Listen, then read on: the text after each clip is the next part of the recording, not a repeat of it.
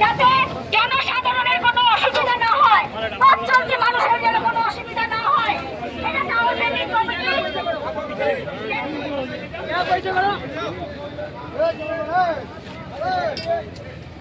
হকারি করুন, কিন্তু রাস্তা দখল করে না, এটা টিভিসির সিদ্ধান্ত।